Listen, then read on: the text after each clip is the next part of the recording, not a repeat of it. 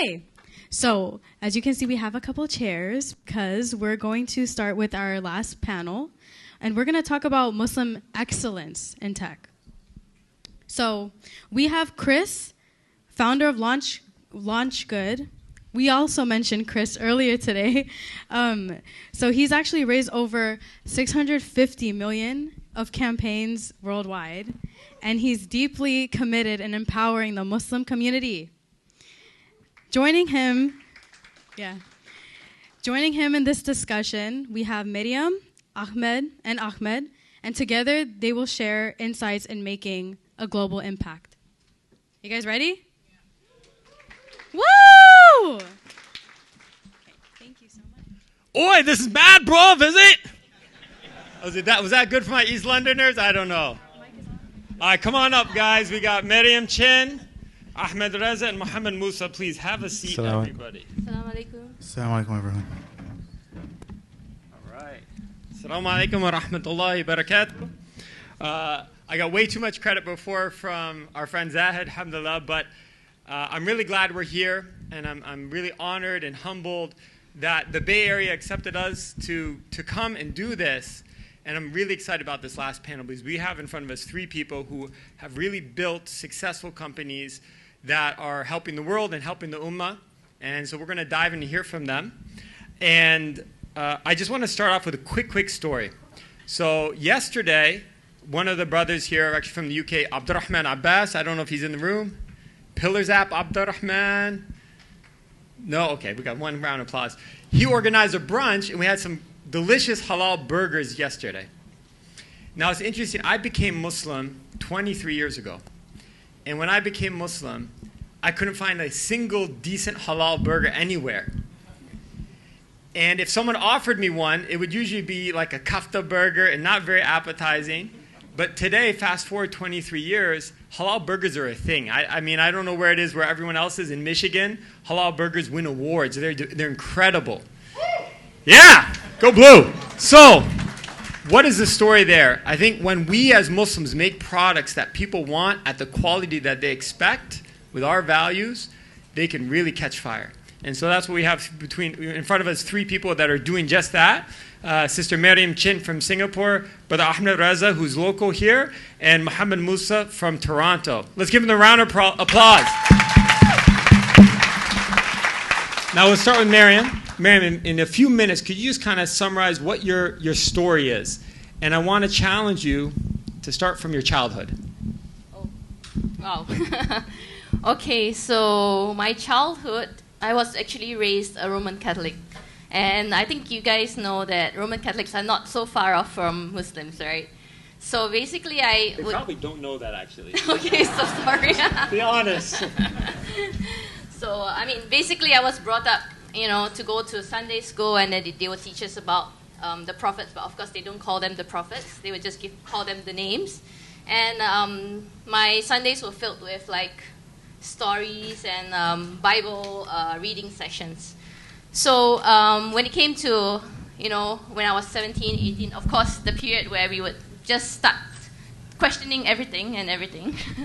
So what happened was that, like, I had that thought, in my head, like, what if my religion, all along that I have thought was correct since I was a kid, is not actually correct, right? But I kind of shoved it to the back of my head because, in Roman Catholicism, if you question your faith, you are kind of like sinning, in a sense.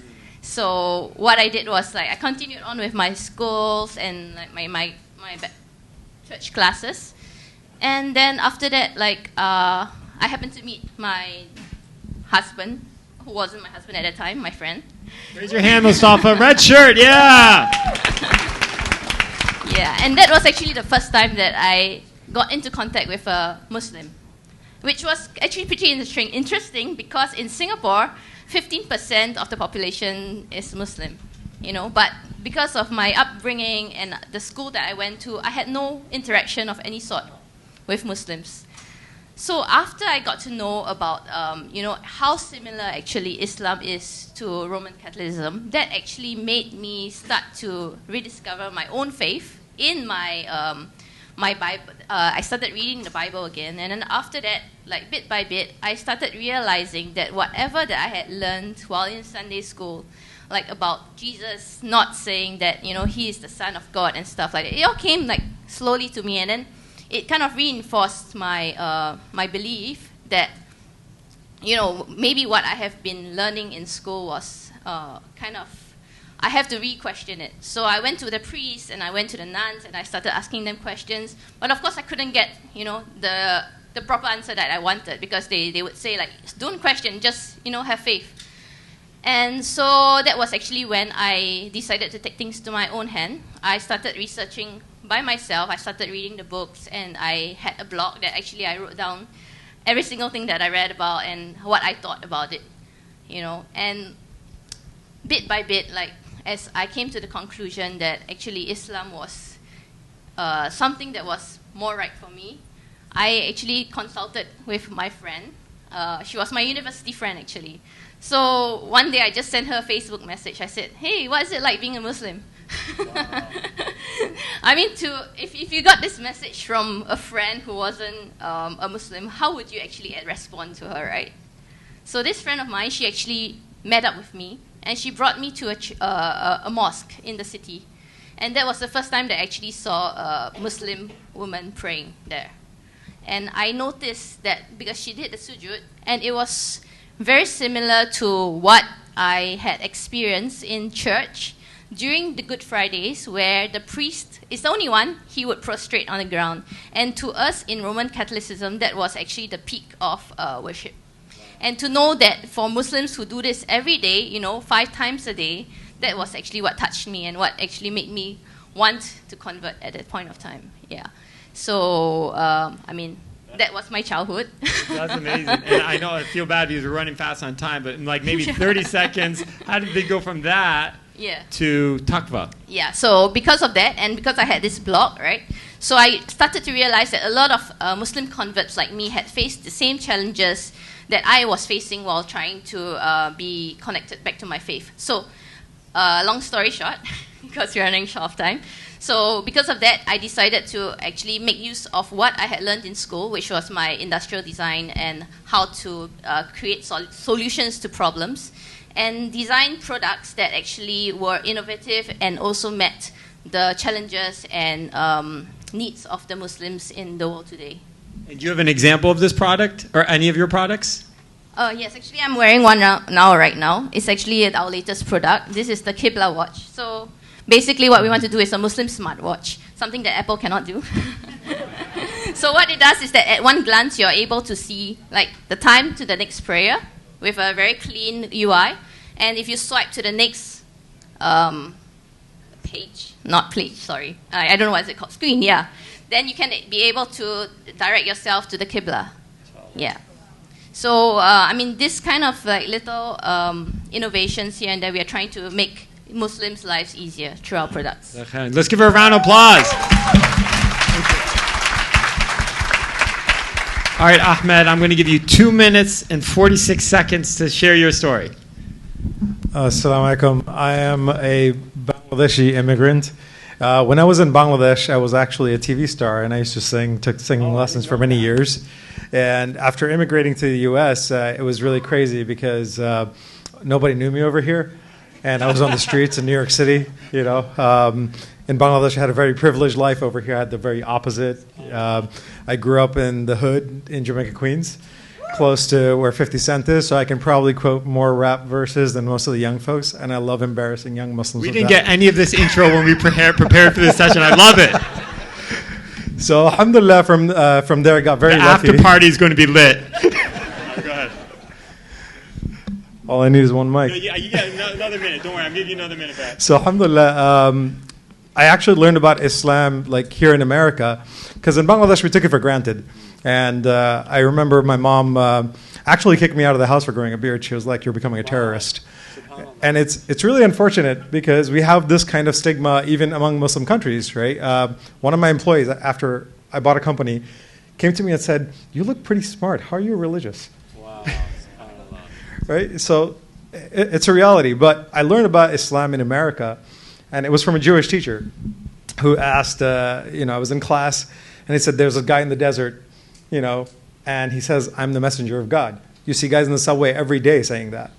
But this person changed the world in a lifetime, in something that the United States couldn't do today. And he said, what did he say? And it really made me wonder, what did he say? So I started looking into Islam deeper. And alhamdulillah, it's been a blessing, because that's really grounded me from then onwards. Ended up going to school at Cornell, was a scholarship kid, and then worked in self-driving cars back in year 2000, so I'm dating myself here. Subsequently, went to work for NASA, was one of the youngest engineers there. Worked on a lot of really hard tech stuff. Worked at the DoD, building unmanned aerial vehicles, AI for unmanned aerial vehicles. And my wife, who's in the audience, one day quipped with me, because she's a nurse, and I was like, how many people did you save today? She said, how many people did you help kill today? And until then, I didn't even realize, I'm a nerd. So I'm building Skynet. I was like, this is so cool. Until I realized, I'm not building weapon systems. But then, I was like, I think I'm going to go do something else. I joined a startup. I'm an immigrant, so I had no idea what a startup was. Alhamdulillah, I just lucked into 3 amazing startups that had amazing exits. So 2008, everybody was broke. I was driving a Rolls Royce. I was like, hey, I don't know what everybody's talking about. Life's good. And then I launched my own company also by kind of accidentally. I was trying to prove a Muslim brother wrong, because he was spending a lot of money on Yellow Pages. So clearly I built an AI system that listened in on the phone calls to prove that his calls weren't coming from Yellow Pages. That became a business, bootstrapped it to millions in revenue, sold that in 2018. And I actually moved to the Bay Area in 2017. We'd already built a relatively powerful business in Melbourne, Florida. I was well known there, helped start the startup ecosystem there, lots of NASA engineers. And my wife got attacked after Trump came to power.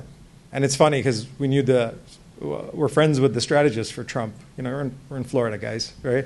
So I went and talked to Frank. I said, Frank, you've known us for a while. My wife got attacked with what your man said.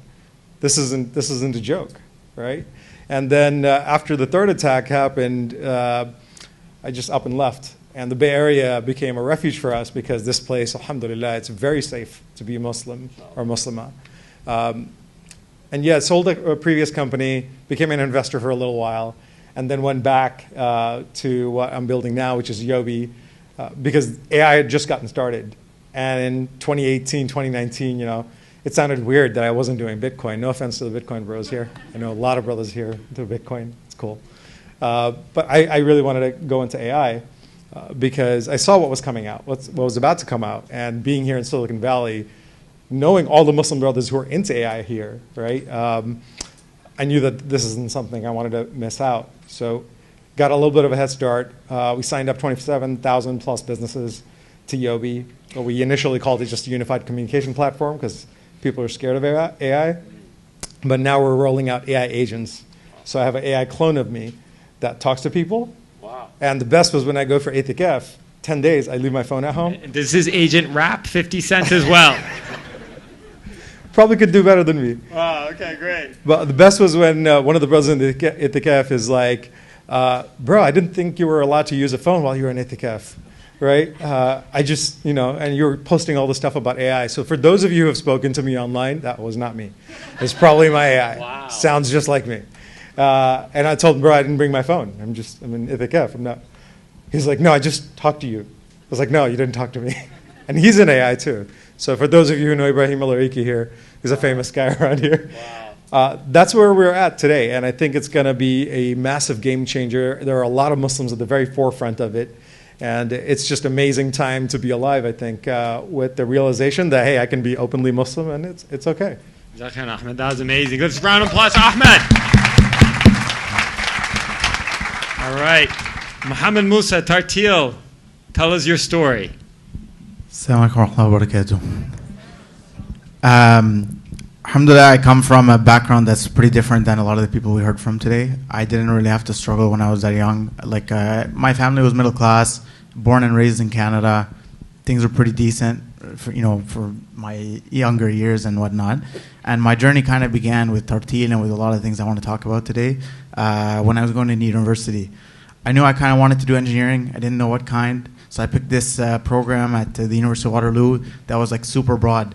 I graduated 5 years later. I still don't know what the heck I was supposed to be learning in that program.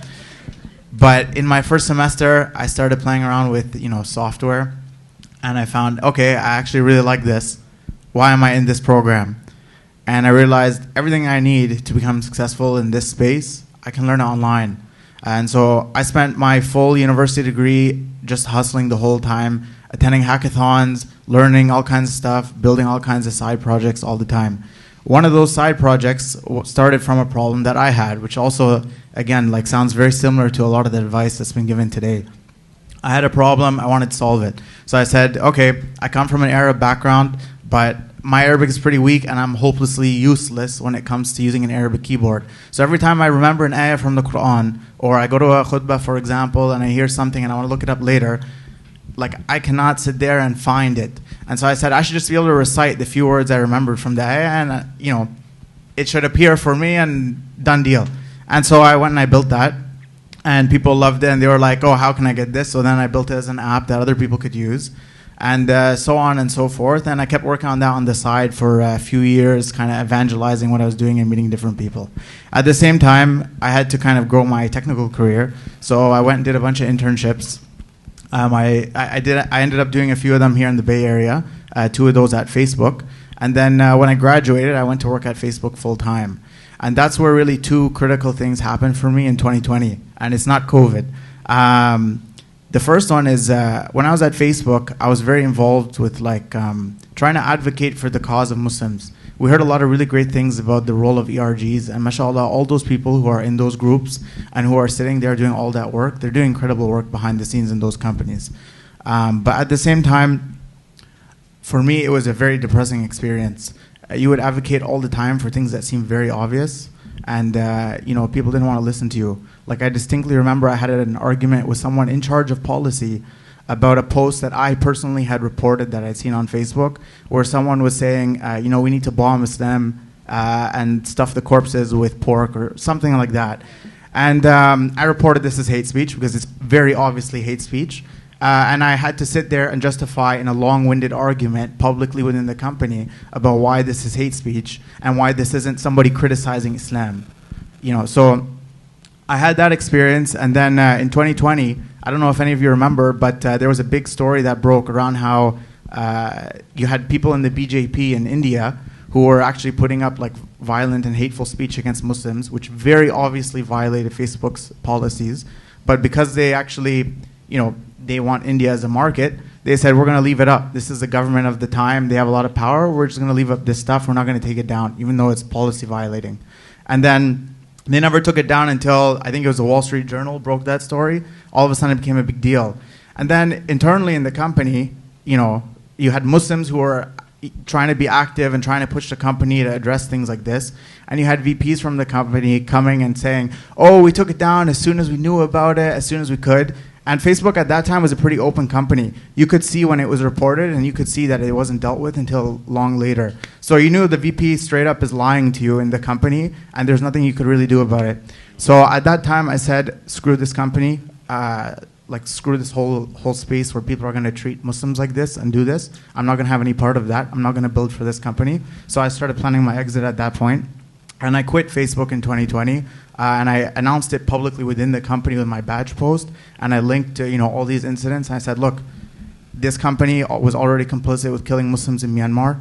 This company was already complicit with killing Muslims in India. This company is going to be doing this, and you see it again now in October 7th, what happened and what's happened since then. Quitting Facebook was one of the best decisions I ever made for me personally, from my mental health and from my experience. Round of applause.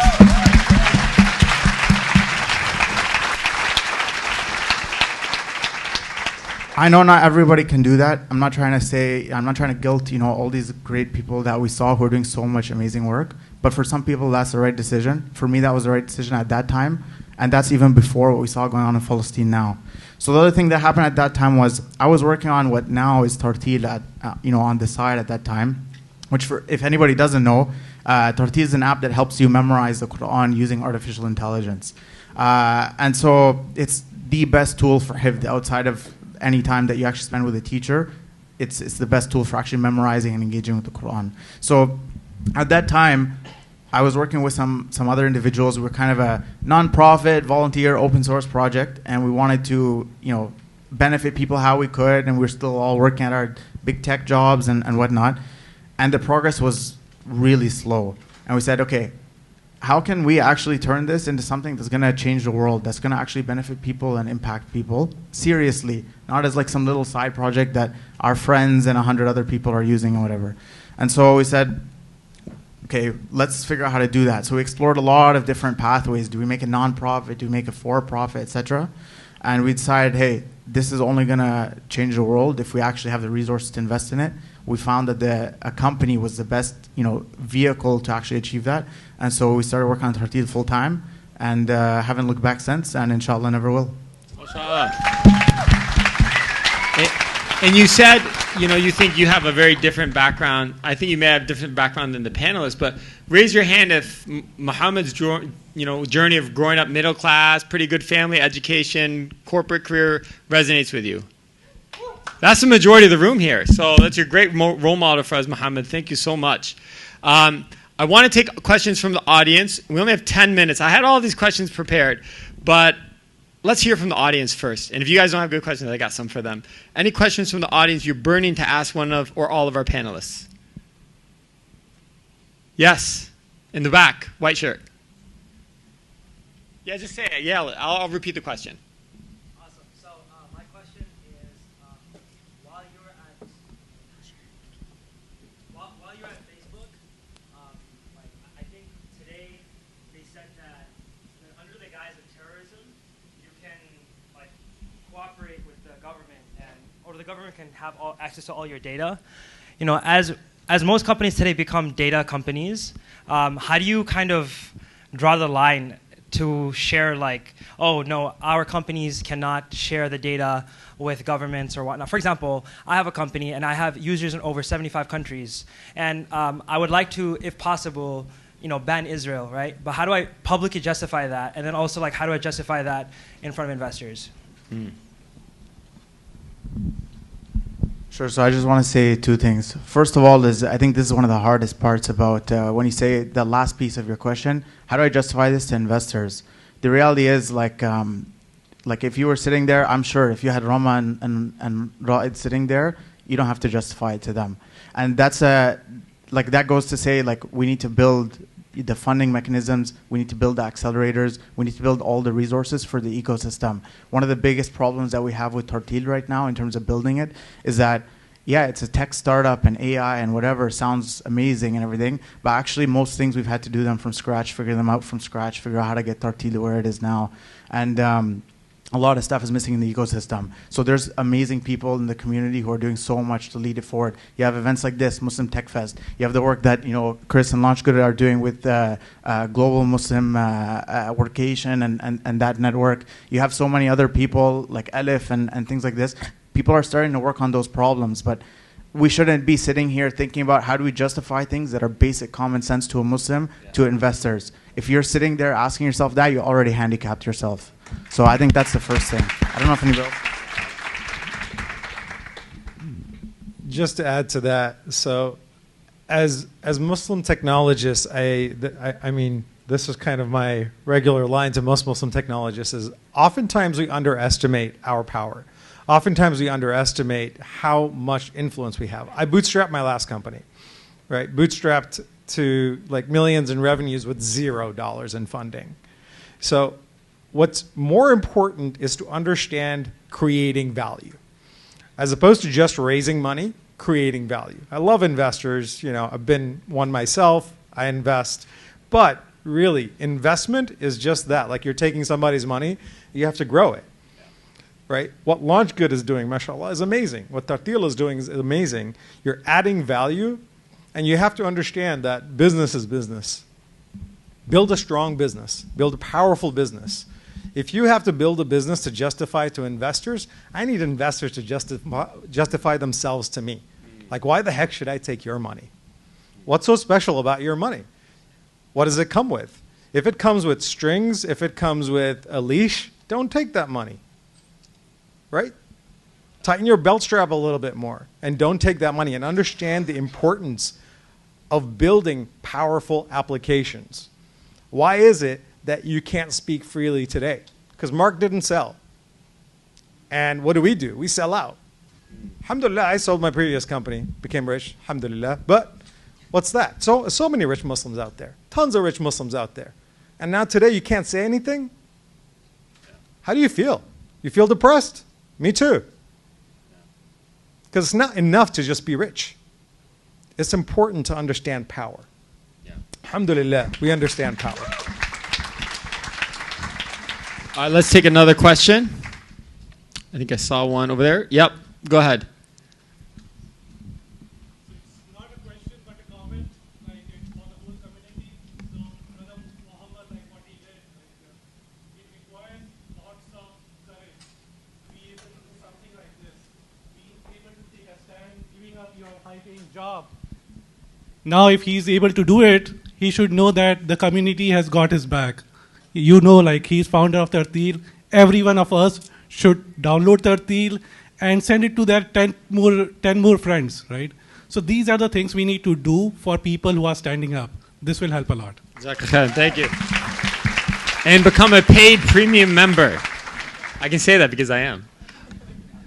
All right, another question from the audience? Oh, a bunch of them questions. Okay, there's a few. Go ahead, you pass out. Go ahead, Javer, you pick the winners. Well, they do that. Okay, go ahead. Assalamu alaikum wa rahmatullahi wa barakatuh. Jazakallah khair for sharing all your stories. It was very inspirational. My question is for Meryem, who's the product manager at Takva. So I went to your stall, and it's, mashallah, a lot of great merchandise. And there is sajda packs and Lego kits and things like that. And you mentioned about the smartwatch that you have, right? And that's a smartwatch product. So my question is, instead of actually building something new, which is a whole new product line, why did you not integrate as a watch face inside of Apple Watch? Okay, I think that brings me back to why Apple will not do a Muslim smartwatch in that sense. So if you came to our booth and if you saw the watch face, you would notice that the whole watch face is actually dedicated to how easy it is to actually know the time to the next prayer. And on the next screen also, how easy it is to just see the Qibla direction just by turning your wrist, right? You wouldn't see Apple actually like doing something like that for Muslims especially. So which brings me also back to the question, like, why are we relying on other companies, non-Muslim companies, to design something for Muslims when we are the ones who actually understand our market the best and what the needs of the Muslims are in our ummah, right?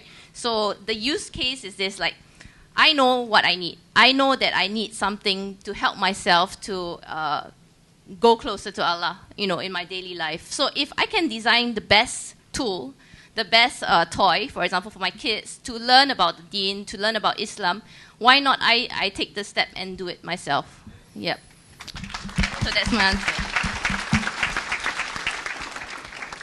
Can I, I don't know if you allow, or if I can. I think, just because I look at my clock, I got 2 minutes left. So let's give one more question here, inshallah.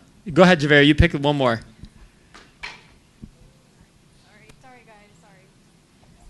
Assalamu alaikum. I had a question for Brother Mohammed. Tarteel, you mentioned is like, the most, it's optimized for learning hifth and preservation of the lafz, right?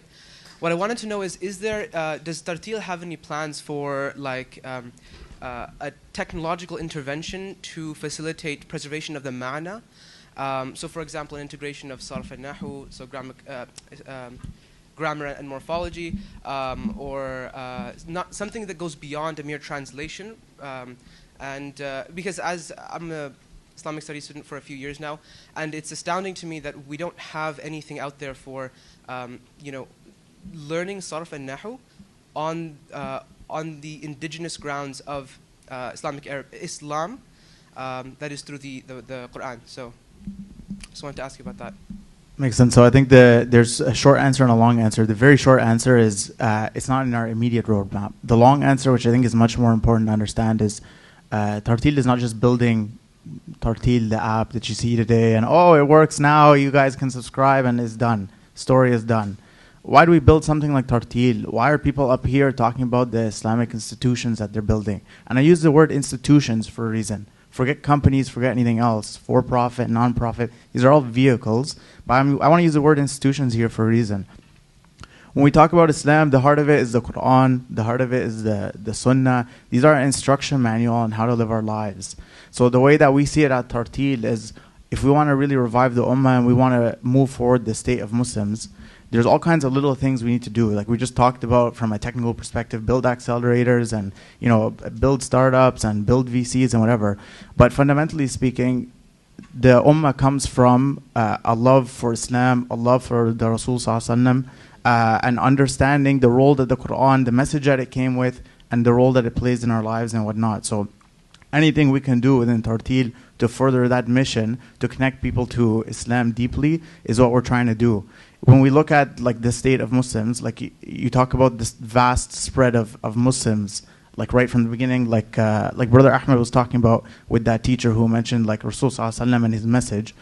It spread so quickly because that's the revolutionary message of the Quran, and that's what needs to reach people truly and to spread. And even when we look at like Palestine is going to be free very soon, inshallah. But in the meantime, we should look at the last time that it was freed and understand how it was freed. Salah ad-Din didn't wake up one day and he was an incredible person on his own and he freed Palestine. There were so many people who came before Salah ad-Din who were focused on reviving the state of Islam within the hearts of Muslims and reviving the state of the Ummah. And then when you had a strong Ummah and you had a strong set of believers around Salah ad-Din, they were able to then go and free Palestine. And the same thing, when you had a strong set of believers around the Rasul Sallallahu Alaihi Wasallam, that's how Islam went and expanded so quickly. So this is ultimately what we want to build within the state of our Ummah, whether it happens in my lifetime or whether it happens later. We have to start doing that work right now to change our state and our heart. And when we get to that point, everything else will follow, inshallah. Amazing, amazing words. Unfortunately, that's all the time we have. I want to give another round of applause to Muslim Tech Fest. You know, guys, we are so blessed. We get to be here unapologetically Muslim, hearing these titans on the stage, and this is just the beginning of this Islamic economy. Very exciting time. You guys are so blessed, alhamdulillah, to be here, and we thank you, Arfa and Zahed, and everyone that really strove to put this on. Jazakumullah khairan, wassalamu alaikum. Great job, Meryem. Great job.